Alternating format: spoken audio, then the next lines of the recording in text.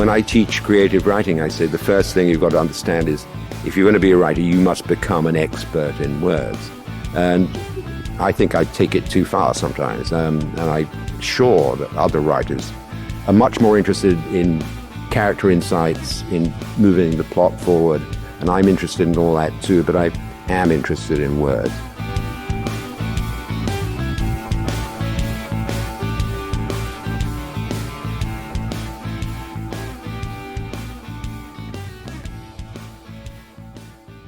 When we say that we love a writer's work, yes, even when we say it hand on heart, we are always stretching the truth. What we really mean is that we love half of it. Sometimes rather more than half, sometimes rather less, but about half. These, listeners, are not my words. They are the words of Martin Amis in the opening to an essay contained within The Rub of Time, a collection of pieces spanning 1994 to 2016, and of the half of Martin Amis's output that my next guests, that's right, guests plural, like most, The Rub of Time, this collection falls squarely within that. My next guests are John McAuliffe and Ian McGuire. They are founders of the University of Manchester Centre for New Writing, writers in their own right, and former colleagues and friends of the late Martin Amis. Thank you very much, Ian and John, for joining me. Oh, thanks for inviting us. Good to be here. Yeah, good to be here, Jack. Before we started recording, Ian passed me a sheet of paper containing the words Amis Seminars 2008. It says here, both groups will meet in MC 2.04, whatever that means.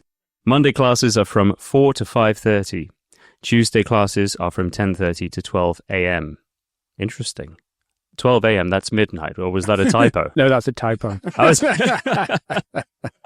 Perhaps we can start by talking a little bit about your first memories of Martin. I suppose my first memory is meeting him off the train in 2007. Piccadilly station, waiting outside the gate and seeing him approach, which was quite surreal, of course, because I had grown up reading him. I suppose we'd both grown up reading him, and then to see him actually there in his sort of trench coat striding towards us.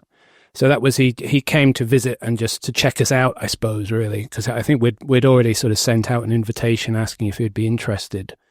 And he said he might be, and then he came to meet us and look around, and I think he met the president. I think it was 2006. It was summer 2006 when Martin came up. So the University of Manchester was at that stage 3 years old, a toddler, and it had been the joining together of the old Victoria University and UMIST, the Science and Technology University. And as part of the kind of foundation, they had put aside money for developing new innovative schemes. And we put in a bid for this kind of infrastructure funding for developing the Centre for New Writing, because at that point there were like 1.5 staff members, I think, who were teaching, and it was a very tiny part really of the English department, having once been bigger. And Martin was part of that kind of the new university energy that came out of it. And that's right, he came up, we went for lunch with Alistair Ulf, who was an economist, who is the dean of the faculty here. And he was such a nice man, Alistair, and he was interested in writing, but obviously he was also dean of the faculty, so he was a very forbidding figure. So we didn't know what to make of it. So we went for lunch in an Italian restaurant called Stock, which is now a hotel owned by Gary Neville, who features maybe in the United Barcelona essay in the book. But we had a really nice kind of lunch sometime in the summer, I think, and then we kind of handed things over to contracts and stuff like that. But like these new ventures are always, we've had lots of them over the years here, but it was very exciting trying to be able to get it off the ground, and also, at a university to be able to get them to invest money in the humanities and to be able to see this as something that the university would really back. And they really did, and we were just talking about the list of things that Martin taught. But the big thing that Martin did as well as working with the students was that he committed to doing a whole series of public events here, which he drove and curated and brought his friends and people he was interested in up here. And they were an amazing success. Like, we had 600 people usually at these events, on a weeknight, who would just come from all over, and there are not many writers who could do. So right at the start, there was sort of Martin's, I suppose, reputation and his and the interest in him as a public intellectual. Kind of a phrase that you kind of are a bit chary of, but he really did bring people in. It was a front page of The Guardian, wasn't it? There was a front page article in The Guardian about coming to Manchester. So I think the university was a bit kind of wary about whether this was a good idea. But when it was on the front page of the papers and on Newsnight, I thought, that's okay. That's a result. What about your first conversation with him? Can you remember how that went and what it was to do with? And then subsequently, conversations you had about the mission of the Centre for New Writing and what ideas and principles or red lines he drew for himself in working together with you on it?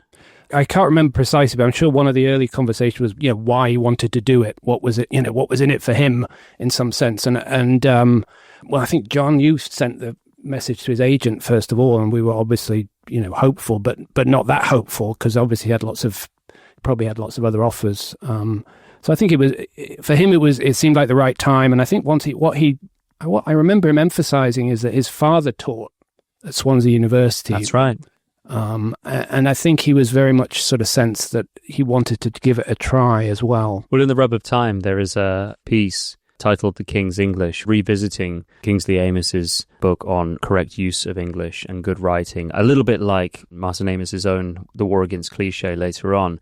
He never stopped giving his father enormous credit for everything that he taught him. And I suppose it's part of the Amos lineage, isn't it, that from father to son, the talent and the drive to write flowed, but then so did the sense of duty to pass on knowledge. I think so. I mean, Martin, I think this comes clearly out of, the very last book, The Inside Story, where he has those sort of sections about how to write, which came almost directly from stuff that he talked about in the seminars. But he definitely at that period, I suppose, towards the latter part of his career, felt like he had stuff that he could pass on, useful information. He was interested in being happy. Martin liked pleasure of all kinds, and he knew that teaching had made his father happy, and also that he also thought that teaching was something that allowed him to stay in touch with young people. And he thought that one of the things that maybe in his father's life had not happened is that he had lost touch with younger people other than his son. Were these his words to you? These are Martin's words, that he was he had this very funny he sensed that he could, because his sons were of an age with our students probably. So, and he was very curious about what young people thought, what they read, how different they were in their attitudes towards reading. And he really picked up speed on that, I did want to say there's one other thing about the centre as well, Jack, which is that, Martin was one part of what that funded, but we also hired M.J. Hyland, Maria Hyland, another novelist, the poet Vaughan O'Rourke. And as part of that kind of reading and writing bit, we also insisted that we had a critic, so Kay Mitchell joined us. So it was all part of the same tranche of funding that we were able to draw down from the university, with Martin really as the great poster boy, right? Of course, yeah. For what happened, you really hit the jackpot here. We did, But yeah, there was a sense that he did have a curiosity about the youth of the students that he was going to teach. What was he like as a colleague? Well, with the students, he was avuncular, And I guess one of his words is he was quite tender and indulgent, So that was what he was like. And after the seminars on the Monday afternoon one, he would always go to the Juicy, the little pub right behind the building, and he would always have maybe 1.5, and then he would go back to the hotel he was staying in. But he kind of would make a point of just kind of dropping in and just chatting, and then leaving. So he was both, he was mindful, and then he was also professional in terms of how he did that. He just would stay for one, then have a half. This local you spoke of, it's called the Juicy Arms. Perhaps we should go there afterwards. I don't know how far away it is from here. it might still be open. Around that time, there was also a priest from the Church of the Holy Name behind us, and he used to have a little terrier, and he used to always be there at 6:00 as well. And the pub would have a little dish of water out for the dog. It was always an Irish pub, but I don't know if it still was when we went there. No, it changed, but we could pop down there, see if it's still going. I think it mainly survives off university workers now. Tender and indulgent. It sounds to me like he wasn't miserly with his time. Yes and no, I suppose, in the sense as John said. I mean, there was certainly limits, and there were certain sort of red lines. Like, he made it very clear that he wasn't going to read any student writing. That was kind of right from the beginning. Probably wise for a novelist of his stature to make clear, right? Indulge one student with that, you've got 1,000 manuscripts on Monday morning to read. Yeah. But, more generally, Martin was really, really clear that he didn't read pretty much anybody younger than him, other than Ian and Zadie Smith. Those are pretty much if you, and he does say that repeatedly, that he really loved rereading, and these courses really gave him a chance to reread favorite books in a kind of comfortable environment. But he was quite organized about his time. He did have a limit to what he would do, and he abided by it because he was a freelancer. He worked as a journalist, and as you know, he knew what his time was for that, and he had a time built into what he did here. He was on a fractional contract. He always did what he was asked to do, and then that was really what he would do and no more. In the testimonials to your second novel, Ian, The North Water, Martin Amis is quoted as saying it's a novel that takes us to the limits of flesh and blood, utterly convincing and compelling, remorselessly vivid and insidiously witty. A startling achievement. Now, you obviously must have had your work read by him before it went to publication, I assume. What was the experience of that like? When I asked him whether he'd read it, I was a bit nervous because, as John said, he made it clear that he didn't really like or wasn't interested in contemporary writing in that way. So he definitely did it as a favour for me. And then the fact that he seemed to like it was an extra bonus. So it was just I was a bit nervous and then delighted that it came out. It came out okay in the end. It certainly did. It was a huge success, wasn't it? Yes. Longlisted for the Man Booker Prize and adapted to screen. Yeah, BBC, now available on BBC Two and iPlayer for all those wanting to check it out. The North Water. I think the thing that's sticking in my mind still, John, is what you said about his interest in being happy. I mean, actually, the more you listen to the interviews that he's given, that is what shines through more than anything. He had a really grounded sense of what the good life consisted in, and it consisted of pretty ordinary things. He was a big fan of sport, particularly tennis and darts, a fan of temperate, simple pleasures. Yeah, I suppose when we knew Martin, that was certainly the case. And he was also very close to his family.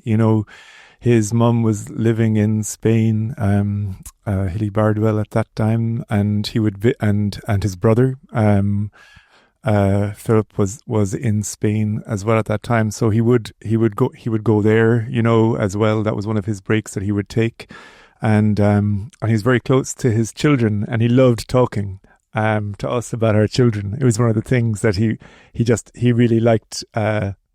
He really liked talking about being a parent and being a father to young children. So the simple pleasures that you talk about, that was certainly. I suppose because he was coming away from his girls were quite young at that time, so he would have a little reprieve. But he was very interested in that and in football. Certainly the tennis was his big enthusiasm as a player, and he writes so brilliantly about tennis. In The Rub of Time too. In The Rub of Time, the tennis one. I mean, I think you both assented to it, but I think it was you, John, who suggested that we talk about The Rub of Time. Well, it's the book where a lot of the one-liners from his teaching and a lot of his conversation, and a lot of these were published during his time at Manchester, so we would see them coming out, or else there would have been an event that he was doing that was related. Like, Martin was also really admirable for the way that he could make one piece of work do triple time. So if you could do an event, turn it into a newspaper article, run it into an essay, and then put it into a book, and if you could get four pieces of paid work out of one thing, this was something that he, all we could do was admire it. Yeah, of course. Yeah, and I think Martin's nonfiction is just so sort of brilliant and varied, isn't it? That it's I think there is a real debate. Are his real achievements a novel, or are they actually the the essays. I'm sure he would hate. I'm sure he knew exactly what he wanted to be the main achievement. Where do you stand on that? Whether he was better at the journalism than the fiction, or vice versa? It's the kind of debate Martin himself would have been interested in. I mean, he's always when I read through these essays he's always trying to sift through. This is a good novel. This isn't quite good. Trying to hierarchize the achievements of these different writers. So I think it's a kind of debate. If it wasn't about him, that Martin would be sort of very interested in. There's a bit in where he's talking to Updike, that really entertaining exchange where he repeats Nabokov having the A star for Joyce's The Dead, and he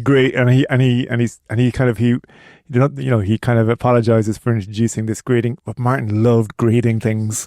He didn't do any actual grading, don't get me wrong, but he loved talking about Joyce, and he loved talking about what he loved in James Joyce, but even more he loved talking about Finnegan's Wake. He was remorseless about how bad Finnegan's Wake, this car crash of it.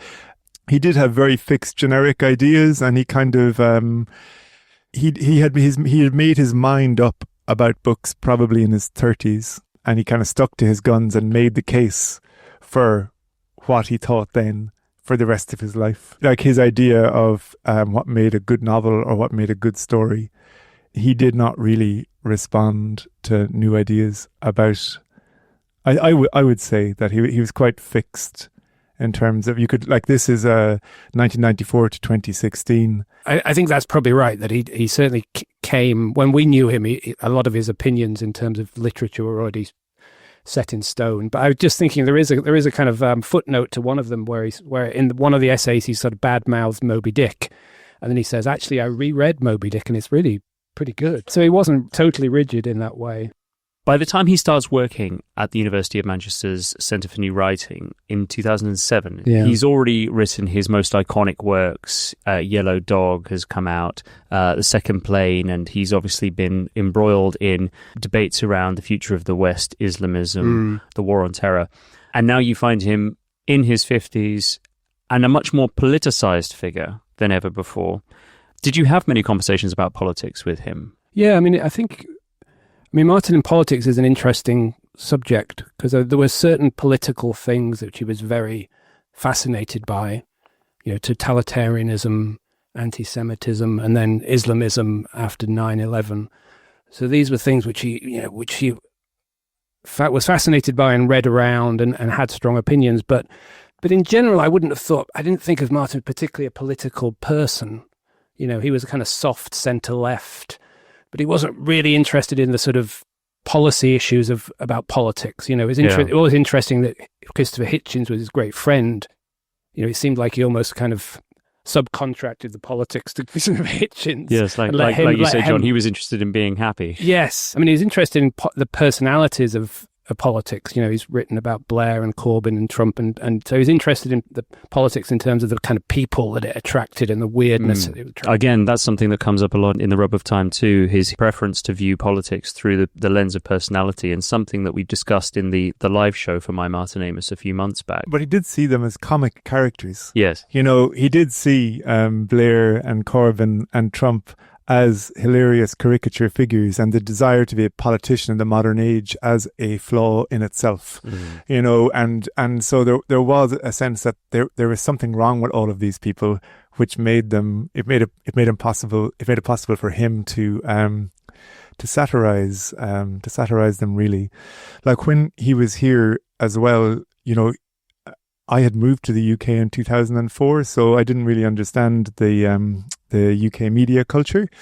But working with Martin was a pretty strong education in the storms which would sweep people up into them.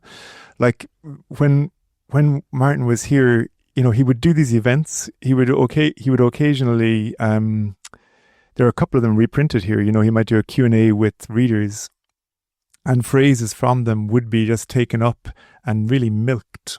Like there was a Guardian editorial at one point, amazingly, about the row between Martin Amis and Terry Eagleton, because Terry was, here in the university at that time, But Terry Eagleton lived in Derry, and while he and Martin had both been at Oxford at the same time, I don't think they had ever met since being undergraduates. And Terry he very rarely came to Manchester. He was he was like distance teaching. But the Guardian piece was talking about how, imagine what would happen in the senior common room at Manchester when Martin Amis and Terry Eagleton met one another. But of course, Manchester is not a college system. We don't have a senior common room, but it was this kind of, for me, there was an astonishing naivety and ignorance, and Martin was really a token in arguments that were being made between other people. What do you mean by that?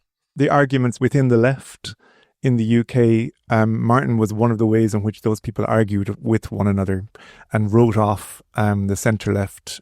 So he was just part of larger political debates. I see. And being able to hold him up as a whipping boy for some of the admittedly kind of very naive things that he would have said from time to time allowed issues to be sealed off in public, I would have thought, by people who were opposed to those ideas. So he was himself, in a terrible phrase, a useful idiot for other conversations on the left, I would have thought. I think the phrase that I remember which got him into trouble was that I guess it was post 9/11, and it was the context of him having to trying to get on a plane and having his book taken away from him. So he had to survive this transatlantic flight without any kind of means of entertaining himself. And I think he got a bit irritated, and I think he said or wrote something like, the Islam needs to get its house in order. That's right. That was the phrase. That was the phrase, wasn't it? So, Ian, you have a passage from an essay in Rub of Time that you'd like to read for us. I was going to read from the beginning of his review of John Updike's final short story collection, where he takes it to pieces, just because it's very reminiscent of his teaching, I suppose. And it became, and it reminded me just of Martin's reading style, and the way in which that when he read, his focus was almost entirely on the sentence. Obviously, I already knew he was a kind of stylist, that was sort of central to his sense of his own writing. But seeing him kind of discuss these books and realize that when he read, what he really paid attention to was the kind of rhythm and the kind of balance of a sentence was very sort of illuminating. And I think that's what he used to talk to the students about more than anything else, I think, that this is what you need to pay attention to. This is how if you want to be a writer, this is how you have to think. And I think they found that quite difficult to absorb, I think. The kind of things which are often discussed at length in kind of university seminars in terms of sort of themes and context and stuff like that were not things that Martin really was super interested in. When he had a book and started going through it, it would be more like, look at this bit, isn't it great? Or look at this bit, isn't it terrible? So that was how he thought of a novel as kind of consisting of these moments of triumph or disaster. It's interesting that he revised and shared novels in such, to use an internet term, snackable way. Yeah. These mimetic bursts. I imagine being an English professor or creative writing lecturer today, you have to grab young people's attention now and lure them into something deeper. But it sounds like he found a way to do that, perhaps by accident. I don't know. Yes, I think so. I think it just came naturally to him. I mean, in Inside Story, where he's giving his piece of advice, he says you should read, I think, to would-be writers, you should read as if you're reading something that you need to edit. If the text is something that you've written and you're going to have one go through it, another go through it before it's published. In a sense, you need to be thinking of, as I said, on the sentence level. Is this working? Can it be made smoother, more elegant, more effective than it is?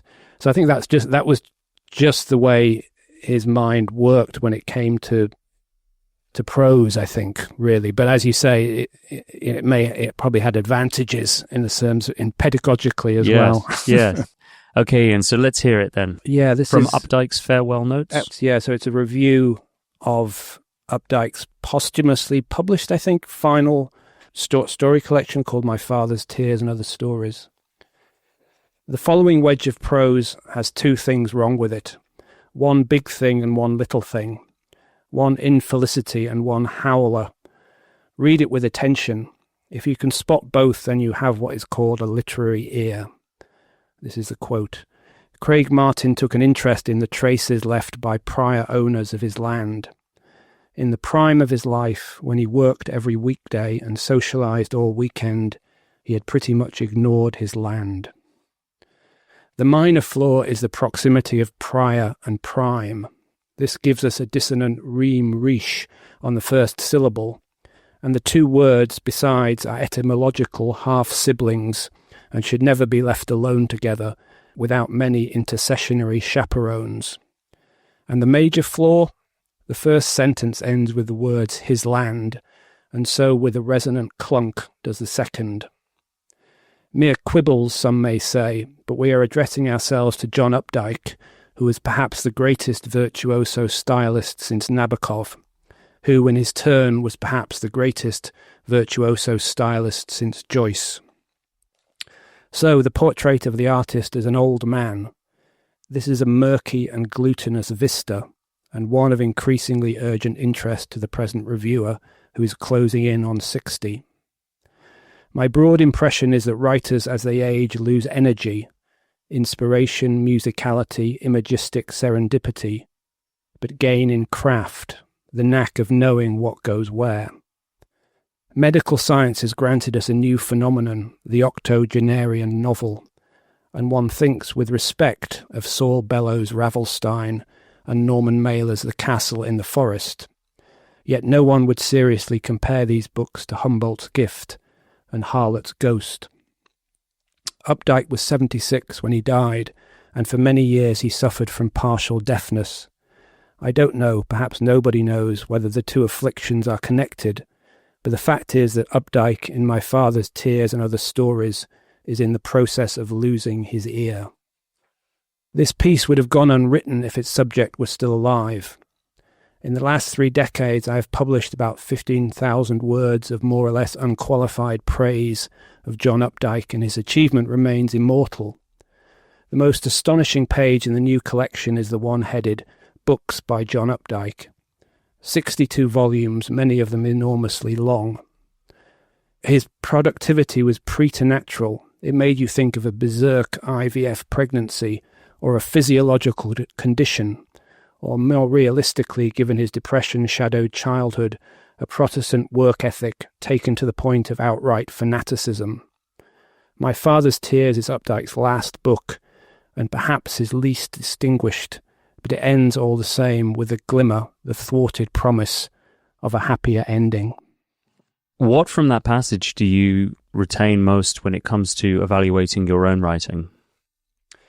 Martin was almost obsessive about the idea of rhymes, of avoiding rhymes and avoiding repetition and avoiding what he called elsewhere elegant variation, which is kind of finding sort of ways of avoiding repetition in a clunky way. So these were 3 sort of flaws which he came back to again and again, and he's absolutely right. I think. I mean, it's entirely true that they do destroy good prose, and you need to be ruthless in kind of eradicating them.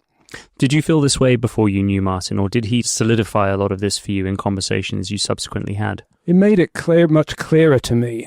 I think I probably was sort of aware of that, but certainly after sort of spending time with Martin and seeing how sort of centrally important those issues were to him in his sense of himself as a stylist, it became much clearer and crisper in my mind that these sort of things need to be hunted down and eliminated. The other thing that in that passage, which I think is interesting, is speaks of Martin at that period in his life, that he was increasingly thinking about what writers can do in their 60s and 70s and beyond, and to what extent a writer loses certain talents or certain skills or certain energies, and to what extent that can be sort of avoided or fended off. So I think he was very aware of that. I think frightened is too strong a word, but conscious of the sense that he wasn't quite the same writer he was in his 20s. I mean, he'd already been doing it for an awful long time, but he was conscious that. And as he says in the novel, that novels written by people in their 70s are not the same as novels written by people in their 20s and 30s. So that was something he was very sort of thoughtful about in this period as well. And as John alluded to, where he was able to observe how the rub of time had affected Kingsley, he also, I guess, sensed that he might succumb to acute anxiety about the fading of his own talents. That's right. I mean, it's interesting that's the sense you get in that passage of losing your ear. That was probably something Martin dreaded more than anything else, because his sense of an ear for prose was so central to what he did. Yeah, the mind's ear. Where did you find yourself disagreeing most with Martin on the subject of writing? Yeah, that's interesting. I think maybe one thing he would say, I mean, he had these kind of riffs, Martin, certain ideas he would come back to again and again in different contexts. And one riff that he had was that writing was freedom.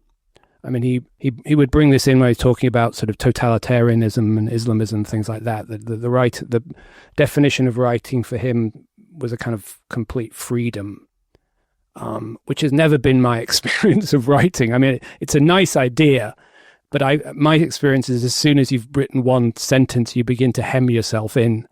When you're writing a novel, each sentence you're building this edifice, this building around you, and it's not free. I mean, there is a kind of freedom, but sometimes the freedom is, sometimes freedom is not something you want. You want to you want to reduce the number of choices you have, and narrow and focus and things like that. So I think there was a kind of libertarian, almost 60s sense that Martin had of writing as this loose kind of anything goes.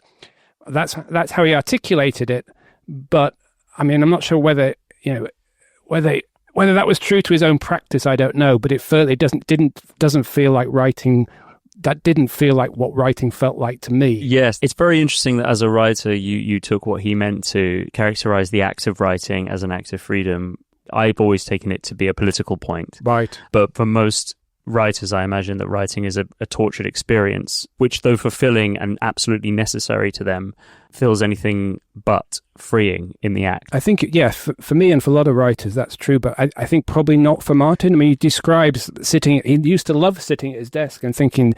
He used to have tremendous fun, I think. I mean, was it Kingsley who would walk past his office and he'd hear Kingsley laughing at his own writing. So he absorbed that from his father, that there was a great pleasure in the process of writing. I think, yeah, he wasn't a tortured writer. No. Never, I think. No. John, where did you find yourself disagreeing most with Martin on the subject of what makes for good writing, the rules? Because he was an avid rule maker, wasn't he? He was an avid rule maker. Yeah, he was. I'm just trying to think about it. I never... Martin didn't impose himself as an authority, even with his rules. Like the one thing that I remember he used to always say when he was reading the novels with the students, and the students would say, "Oh my God, I hated this character," or I can't believe that the narrator is after. And he just thought, well, what on earth are you doing identifying with a character or with a narrator? This has been made up by an author somewhere. Do you not understand the relation between the writer and the book is one of irony, that there are spaces there that it's up to you to think about. From what I can tell, it's incredibly prevalent, particularly now, for people to either want to relate to characters or to find that their relation to characters is important to enjoying and understanding a story. You're right. It did rub up against the grain of how people thought about identity and writing. And that was something he was completely uninterested. Like in his writing, he would follow the writing until it took him to the gag. And that's the freedom that you were talking about, I think, Ian. Like he loved the way, and you can always feel, and sometimes the third adjective is coming in this sentence. Do you think that's why he had such a good time writing, Ian? Because he was a comic novelist And I mean, his belief was that most novelists are satirists or ironists, that most novelists are comic when you really drill down. Do you think that because he was, as John said, searching for the gag, there was always a payoff at the end for him that would bring pleasure? I think so, yeah. I mean, but of course, I mean, it's intriguing because he was also a novelist who was very interested in the darkest themes as well, you know, the Holocaust and Stalinism and so on. But you know, in the zone of interest, managed amazingly to combine these horrors with comedy. So I think at heart he was clearly a comic writer and mistrusted any writer who wasn't funny in some way. I think the other thing is just he was a stylist, so he got pleasure from every sentence. There was a little kind of, you know, every sentence was polished in a little kind of jewel-like thing. So every time he'd written one, I think he got a little dopamine burst from that, probably. It's often a charge laid at the feet of young male writers that they all want to write like Martin Amis. Was there anything about the way he wrote that rubbed off on either of you that you tried to do that you wish you could do? I mean, the felicity with language, I suppose, and the sense of, you know, finding the right surprising word again and again is kind of still breathtaking when you read, you know, any of it, the non-fiction, the kind of the sense of English as having this bottomless possibility that Martin was able to tap into. I mean, that's kind of remarkable, and I think that, you know, you can see it as a weakness of Martin's in some sense, in the sense that you feel sometimes it feels slightly bludgeoned by the adjectives but there's something remarkable about that as well, I think. Would you agree with that, John? What were his biggest weaknesses? You know, he became very conscious, even over his 4 years here at Manchester, that the time of the kind of novels that he loved, that they were no longer working for his students. So, you know, he... Including those that appear on the seminar list in front of me? He thought that Bellow's readership was going to die within Martin's, you know, lifetime. He picked out... He ended up asking them to read short stories by Bellow, because he knew that they couldn't really cope with the longueurs, the kind of more indulgent descriptive passages. And he was very aware of the speed, like what he loved about Elmore Leonard, that he felt that Elmore Leonard spoke to the rhythm of younger readers, say, in a way that his great loves, Nabokov and Bellow in particular, didn't. So he had a sense that he was a little bit out of time, I think, and he didn't mind that. You know, he was part of it. He was a period writer, but he did see the time of that kind of sentence and that kind of American novel that he loved kind of finishing up. Like, the one thing I would also say is that I think that Martin did make a mistake in his last few books. I would say that he could see the biographers coming for him, and there is a sense that he is fighting his corner a bit. And so there are bits in the last few novels where he's kind of setting false trails, or he's doing alternative versions of the biographical life. And it's in The Pregnant Widow as well as in Inside Story. You think particularly with Inside Story? Yeah, but he'd watched his father, the biographies of his father coming out. He had seen, like, there's Richard Bradford was churning out terrible biographies of his father's contemporaries. He had seen his friend Zachary Leader doing Saul Bellow and Kingsley Amis and making really fine books of them. But he definitely, he could see that he was going to become a figure, I think. And these books I think they're a sort of a rearguard action. Somewhere in them, the absolute pleasure that he had in writing those sentences where the payoff was the fun, the exhilarating bit, that wasn't enough for him in these last books, and it's what makes them a little bit disappointing to me as a reader of the later fiction. They're still full of really enjoyable lines and great pieces of writing, but they do feel a little bit almost beside the point, I think. John, you said earlier, before we started recording, that you mostly spoke to him about two subjects, poetry and football.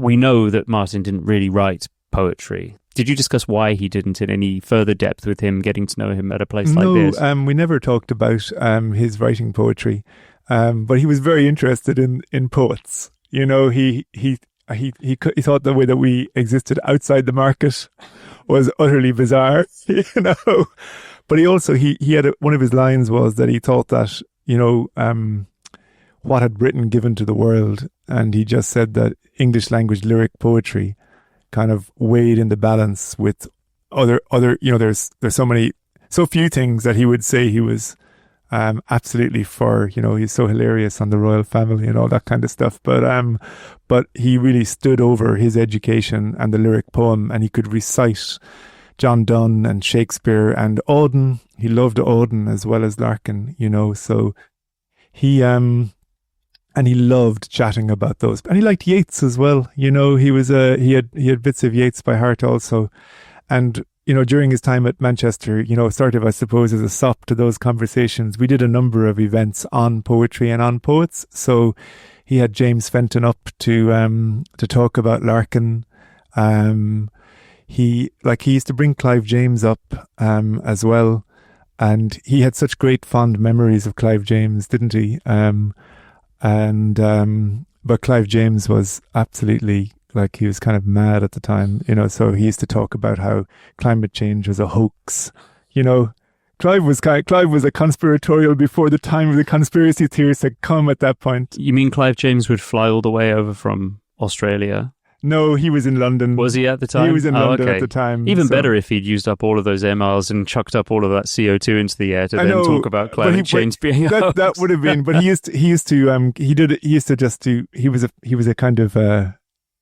was a great friend of Martin's, and Martin had so loved his journalism in the 1970s, and he had probably been the first of that generation to make it onto TV.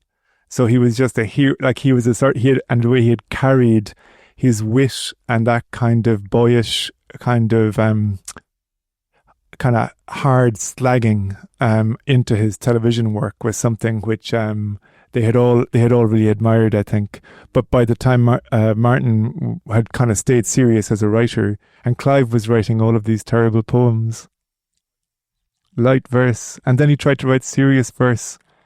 Oh my God, we did an event about poetry and old age. I think Clive might have compared himself to Yeats at the end of one of those events. But he was, you know, but Martin, if you're looking into the rub of time, I think Clive James is probably the writer he quotes most after the novelists. And he did, like, he really remembered his brilliant journalism of the 1970s and those one-liners. But that was another one of he did read Clive's poems, Martin did, you know, for that event. But yeah, he remained interested in poetry, even if mystified by what on earth it was that poets did. Larkin, we had lots of conversations about Larkin, I suppose. He would talk about him again and again. Well, he knew because of Ian's Hull. Yeah, Ian, you're from Hull. So he loved talking about Larkin's North of England. But then, you know, he just could not believe that out of that life and that place, these pellucid kind of wonderful poems had come. But it's very interesting, you know, when Martin, he was kind of almost disappointed to have met a poet who liked Larkin, because he felt that Larkin was basically, he had just written for novelists. You know, and I kind of go, no, you know, poets quite like him too. And he was kind of like going, What is the funniest memory you have of working with Martin Amis? Is there anything that jumps out at you? I remember picking him up at Piccadilly one day with Isabel, had come up for an event, and I couldn't see him when I was down there, but he was doing Pilates. Just take a moment. Martin Amis was doing Pilates outside of Manchester Piccadilly Station. Yeah. He was hanging on to the railing where the taxis were, you know, doing different stretches. He was absolutely delighted with himself, you know, that he was showing off to Isabel, I think, you know, that he was very, so that was, like, he had no shame. That was one of the other absolutely wonderful, like, we went to AWP in New York with him as well. So AWP said, which is the Association of Writing Programs in America. And it's a big dismal barn of a thing with 10,000 writers, and all of the writing programs show up there. And we said that we would, that Martin would come out, because Martin liked to go to New York. And so they paid for myself and Ian and Martin to go out. And but the people who were running it, they took us to that funny club where Trump celebrated his presidential victory. What was it called? The Jockey Club or something. But they took us out, 4 or 5 of these kind of, quite senior professors. And so we had a lot of fun that night. But then it turned out that one of the professors had the opening pages of Lucky Jim by heart and recited them to Martin's amazement. Amazement is the wrong word, but he definitely had a look on his face. So that was a very kind of fine dining experience. But then the next day, he said, we'll go somewhere that I know. And we ended up in some grim basement, striplet Chinese, somewhere off Times Square with a friend of mine, Ed Rukowski. And Martin was in such, he was doing the, he was imitating his father's kind of impressions of his father's impressions. The impressions of his father's impressions, and it was really, that was really, really good fun. It was such a hilarious weekend actually, because he did love New York, and after he left Manchester, he came and did book events back here, but also if we were in New York, I would drop him a line and occasionally see him in much nicer places than that place that we had Chinese. So those were, he could be really, really electrifyingly fun, I think. Wow. This Pilates position, right, with just hands off the ground, feet completely levitating. I love that idea. Stories and a perspective on Martin Amis that we wouldn't have gotten anywhere else. Ian McGuire, John McAuliffe, it's been an absolute pleasure. We probably could go on for at least another hour or two delving into all of these memories, but I think we will leave it there. But for a reading from The Rub of Time, John. I feel I have to read about the Manchester United Barcelona Champions League victory in 1999, which was before he came here, but he was very entertaining on football, and I think his son said something wonderful at that memorial service, which was that he really enjoyed other people being carried away. Like he found it just really, really good fun to watch other people being kind of transported by joy. So, do you know, it's funny, and that brings us back beautifully to what you said about his interest in being happy, ultimately. We obviously all went to the memorial and did not see each other there. But that speech that Louis gave is the one, for some reason, that stuck with me more than anything else. I now think of Martin Amis, not necessarily at his desk or giving a lecture or giving a public speech. I always think of him now watching football on TV and sinking into the couch, as Louis describes, whenever any team, in fact, because he was not particularly partisan, lost. Their grief was his grief for that moment. And when they scored and won through penalties, their joy was his joy. That kind of intense empathy he had for the emotions on the pitch. There's a very funny line somewhere in this book where he says, as he'd become increasingly infirm and as his knees hurt him more and more, where he said his son was watching a match with him, and he said Paul Scholes scored in the 63rd minute. And on minute 65, Martin struggled out of his seat to celebrate. That's a very, very, very entertaining. I'll read this bit. So this is Martin in Barcelona. Going to watch a football match is the worst possible way to watch a football match. Never mind the business of getting to the ground and getting back again. Never mind the lost 2 days and the vast expense. Never mind being crushed and cordoned with all the civility generally accorded to a riot-prone rabble of thugs and sociopaths. When you find your seat up on the cliff of the bleachers, you attend to your nosebleed and your hypothermia, and you peer down on a flea circus in a misty abyss. And whenever anything happens, everyone jumps to their feet, so you're obliged to rubberneck through a shifting collage of hair frizz and earring. Yes, TV, as well as being close by and free of charge, is hugely superior. in every respect but one. You don't get the crowd. The whistle blows and we're at full time. Thank you, Jack. Thanks very much, Jack.